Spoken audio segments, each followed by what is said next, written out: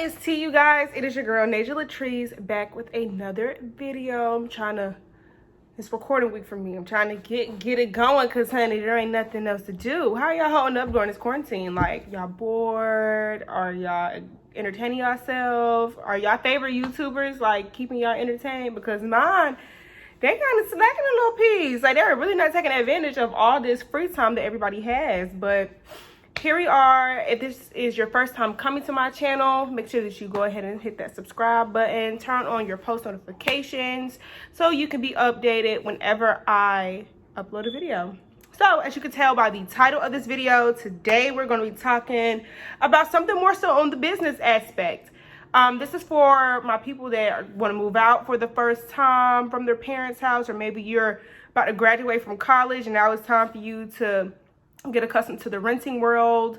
If you were staying on, campus or whatever the case may have you, there are a lot of things that go into moving, a lot. And I remember when I was first moving and I was first trying to find an apartment, I was on YouTube trying to figure out, well, where do you start? What do you do? And there are not a lot of videos about it. So today, I'm about to spill all the tea, honey. We're going to get y'all ready.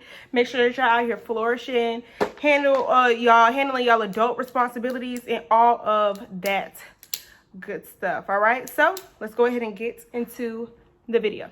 All right. So, when you are first talking about, like, hey, you know what? I think I want to go ahead and I want to move out. I want to move on my own, or whatever the case may have you. These are some things you really want to take into consideration, okay? So, first things first. You should not be doing anything until you have figured this out, okay? Nothing. You shouldn't be looking at apartments. You shouldn't be touring them. You shouldn't be none of that. None of that. First things first, you need to ask yourself, how much can I afford, okay?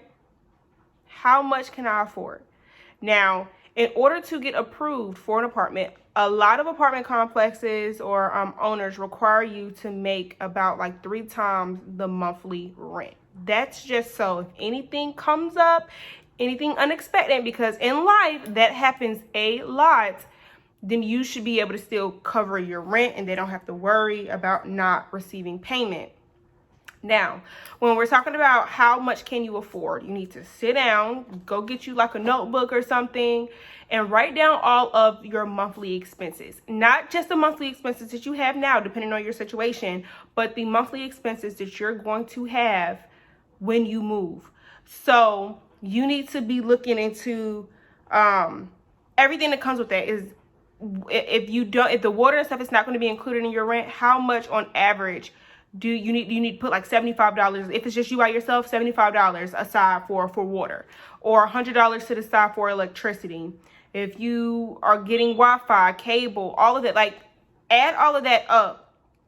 And then anything that you have going on now, whether you take care of your cell phone bill, or if you know you're into makeup and you try to buy a palette every 2 weeks, like incorporate everything. Every little thing needs to be accounted for. Like you need to look at go through your banking statements and see like, I do get Starbucks every Monday, Wednesday, and Friday. Like just make sure you calculate everything, because that stuff adds up. So after you go through and you calculate everything, you get that magical number of how much you dish out, then you're going to look at necessities, because if depending on your financial situation, this may be a time where you do have to sacrifice.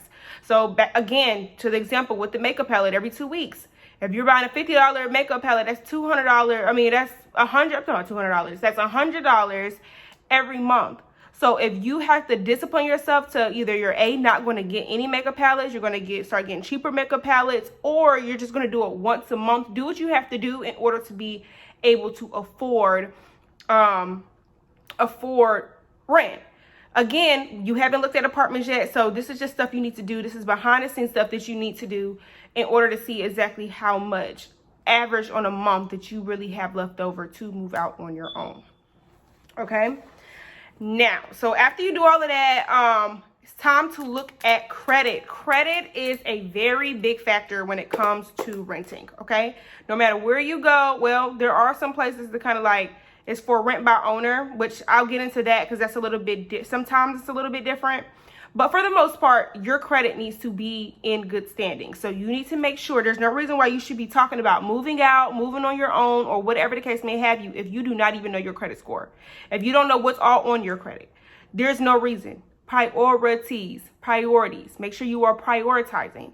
When you go through, now, you don't have to have bad credit, or you don't have to have perfect credit to get approved for an apartment. You don't have to. Really, what they use the credit for is, number one, to make sure that you're financially responsible in a sense. So make sure that you have credit cards that are already open. Let's say you start building credit, your mom started building credit from when you were younger. Make sure there's no delinquencies, collections, or whatever the case may have you, because that will interfere with your approval odds. Now, not saying that if you miss one payment here or there, whatever, or you got stuff in collections that you're not going to be able to get approved, because 9 times out of 10 you can get approved. They really just be looking at like past renting experience, if you have any evictions, if you owe any landlords any money, or whatever the case may have you. Obviously, if this is your first time renting, you don't have any of that, unless, and this is why you need to check your credit, because sometimes, y'all know, y'all mama and Auntie Jean and put some stuff in y'all names, light bills, cell phone bills. They probably put an apartment in your name and you just don't know nothing about it. Like, make sure you're checking your credit. What that will do is you do have to pay a security deposit when you move in. 9 times out of 10, you will be asked to pay a security deposit. Now, every security deposit is different. Every apartment complex is different. Sometimes it could be from $100 to $500. It could be from $300 to 2 times a month, the first month's rent. So if you look at it like that, and you have, let's say the apartment is $800, and you don't have no credit, or your credit's horrible, so you have to pay that full first month's rent as a security deposit, plus you have to pay first month's rent in order to move in. That's $1,600 right there, quickly. So that's why you really need to sit down. You need to make sure you talk about credit and all of that good stuff. Sorry, y'all, forgot to put my phone on Do Not Disturb, so somebody was calling me. All right, so yes, make sure that you look into your credit, make sure everything is okay, so that you can try to ballpark, like, hey, I know this is my first time renting 9 times out of 10. 9 times out of 10, unless you have like stellar credit, you're gonna have to pay first month's rent, and that's just how that is. So prepare yourself for that. Now, when you're looking into, like, after you're done with the financial aspect of things, once you're done with, like, you know, credit, all of that good stuff, and it's time to get down to the nitty gritty as far as now you're ready to move out on your own. You know what you can afford, you know how your credit is, and all of that good stuff. There's certain things that you need to take into consideration. The first thing is location. Location will always play a part. No matter where you are, no matter what state, what city, it's all of it is going to play a part, okay? So 9 times out of 10, and this is in most areas, if they have like a nice downtown area with the high-rise buildings, all the corporate offices and all of that good stuff, that rent is nothing to play with. It is usually super expensive to live downtown in any state. Now, it's really kind of weird because,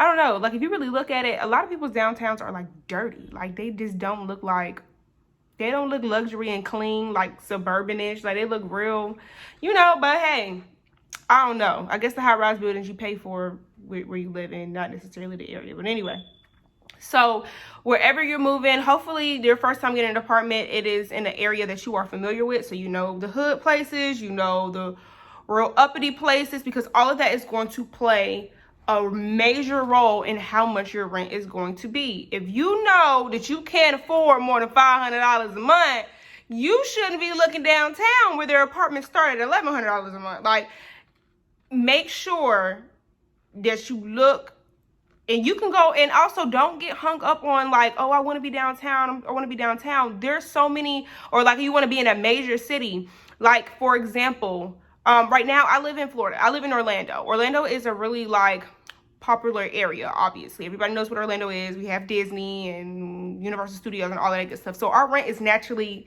high as heck here. It is high. I absolutely hate it. But you have surrounding cities that are considered the Orlando area or Central Florida, but you're not paying the Orlando prices. So you have like, and this is, and I'm not saying it for everything, because there are expensive places in every city. However, sometimes you can move over a street, be in a different city, and you get a better rate as far as rent. So just make sure that you're taking that into consideration. If location is not that big of a deal, you don't care what the city is, as long as you got a roof over your head, then definitely look into those smaller cities, because like I said, 9 times out of 10 they are a lot cheaper than the major cities, like the major places where they have like amusement parks and it's really touristy and all of that. Okay, now outside of location, think about the commute. If you work, when I tell you, sometimes I'm so sorry, there is no driving is not something that I like to partake in at all whatsoever. I'm not going to sit here and pretend that I do, because I absolutely don't. I absolutely hate it. I do not like driving. And so when it comes to commutes, it's a really big thing for me. And I don't just mean like, oh, let me put in Google Maps how far my job is away. Oh, it's only 5.7 miles away. No, what I'm saying is, if you live in this part of town and you have to cut through downtown in order to get where you work, and you know it's traffic, that means you have to leave a whole hour before your actual shift starts and make it to work on time. Are you willing to do that? Are you in a position to do that? Like if you work a 9 to 6 or 9 to 5, then okay, maybe, yeah, getting up, leaving your house by 8 o'clock is probably doable. But if you got to be to work at 5 o'clock in the morning and you're going to have to wait, well, you probably don't have to do that because there's not a lot of traffic. But just like those busy times, like that traffic plays a big part, especially if you're in the city. Orlando traffic is horrible. Y'all know I'm from Atlanta. Atlanta traffic is horrible.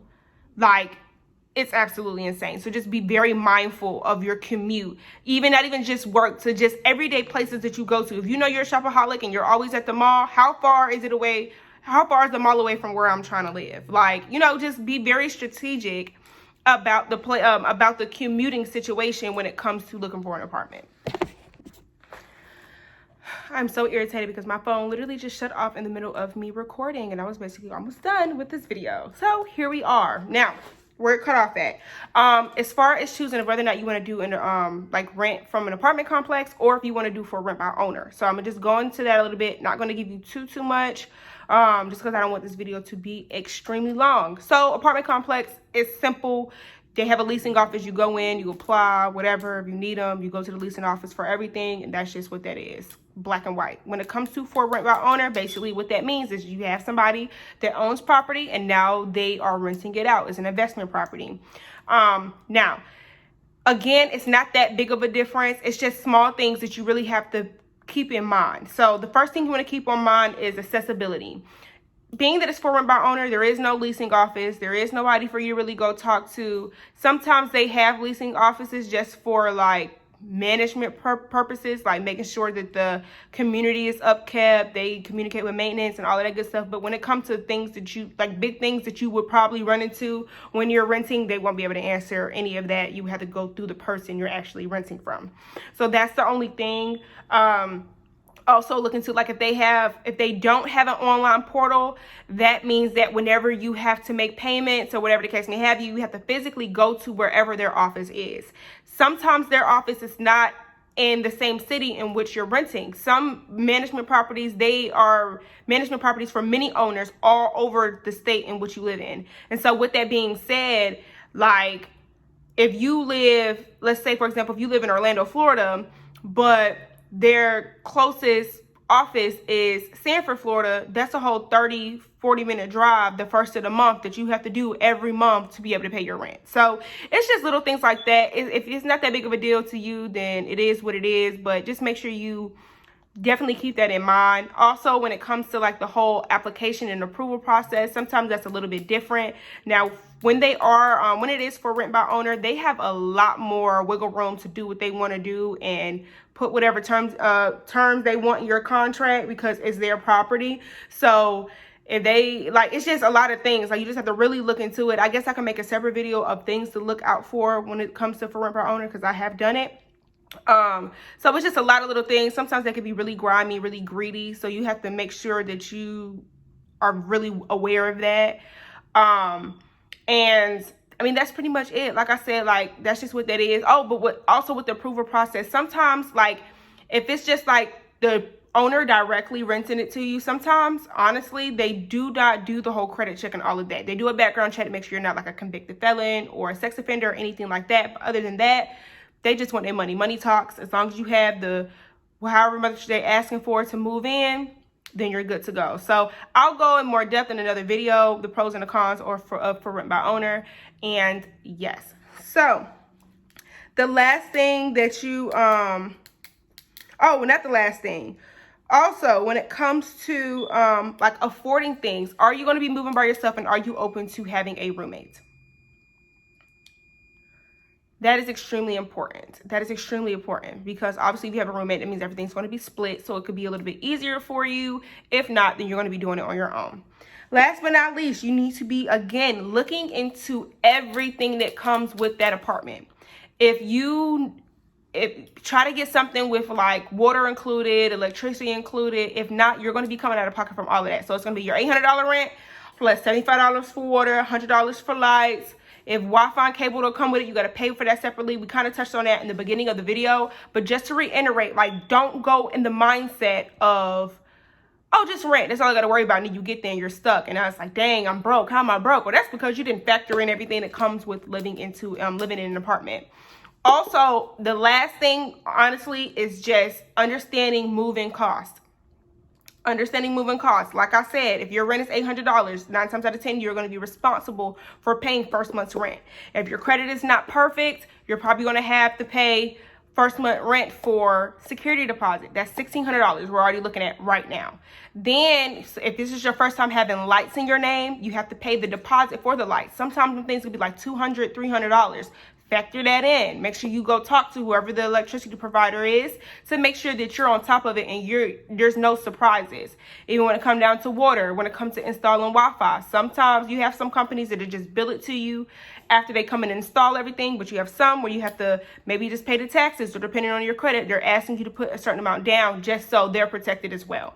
So it's just so much that you have to look into, but overall, the biggest thing is just make sure you're moving in a location that you're going to be comfortable, you're going to be safe, and that you can afford. That's the biggest thing. A lot of people try to live with the hype and they move into these places that they can't afford, and before you know it, you have an eviction on your credit and you can't get nothing in your name until it's paid off. And that is difficult because you got to pay legal fees.